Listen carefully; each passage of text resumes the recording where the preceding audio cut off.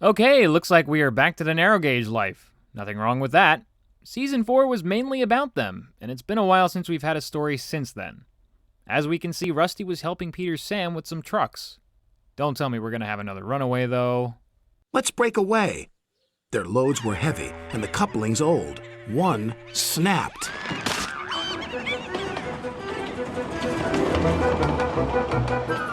Faster, faster, shouted the freight cars. A sign read slow steep bends and ravine ahead, but the silly cars never saw it. Why am I not surprised? It's a simple fact. Troublesome trucks equal a guaranteed runaway. We're not even a full minute in yet and we have problems. Even worse, though, is the fact that the trucks ended up crossing an old iron bridge that sent them to their doom. No, really, these trucks have it worse than the ones from Haunted Henry. Peter Sam arrived at the scene of the disaster. His driver sighed. This was our fault. We didn't secure them properly. Sir Topham Hatt will be very annoyed. And he was. You will work in the yards until I can trust you again. What? What do you mean, trust Peter Sam? His driver just admitted they didn't secure them properly, so it should be them who are suspended, not the engine. Top Hat, are you sure you know how to discipline the right people here? Duncan, on the other hand, made fun of Peter Sam, joking that his trucks would come back to haunt him. And who's to say you're not afraid of ghosts? Snapped Rusty. Ghosts? Things that go bump in the night? Rubbish! Well, I'll tell you a story that will make your funnel quiver, Rusty said. A long time ago, a little engine was returning home. It was a misty, moonlit night. And here we reach one of our biggest moments in the series. Rusty's ghost story. Somehow, somewhere, this little orange box was told one of the most disturbing stories ever. Some narrow gauger crossed the old iron bridge and never saw the light of day again. Sounds uber pleasant. So much so, the tale got even darker when he fell off the bridge.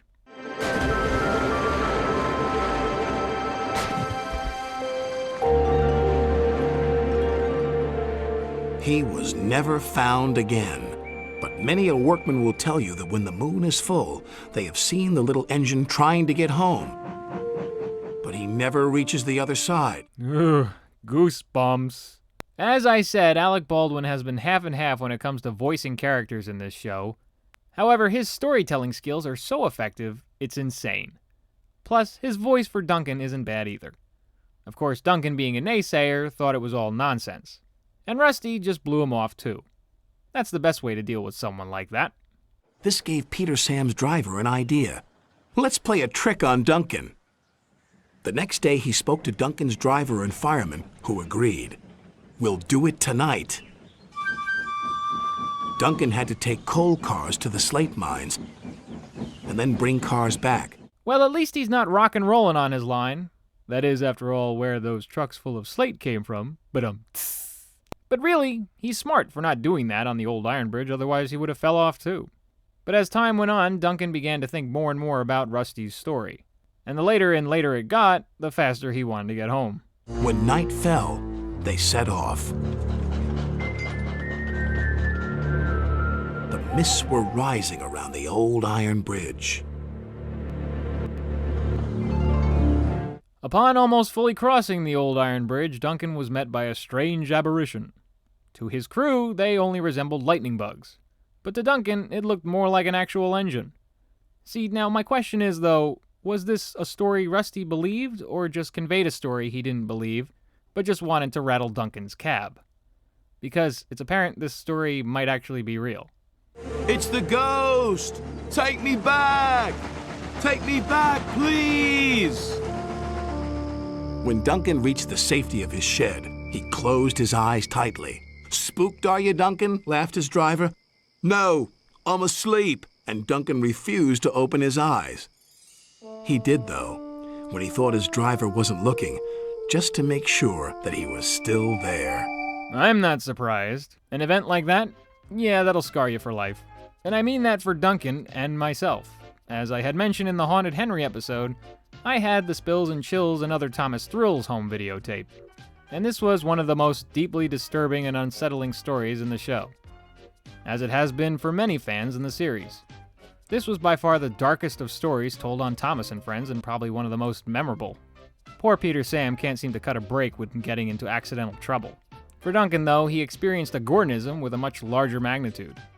The weirdest thing, though, was that this was all told by Rusty, who neither confirms nor denies this spooky tale being true or not. Yet it seems as though it is. My question is, who was the narrow gauger who fell off the old iron bridge? Why is there no documented name on this engine? Anyway, this was certainly an episode worth watching. Everything from the narration to the visuals, and holy crap, the music. Locations featured areas like the Slate Quarry, Boulder Quarry, and various other sidings. The most iconic of areas, though, was the old iron bridge, especially at night with its rising fog. But yeah, music by far was the most influential component to this entry.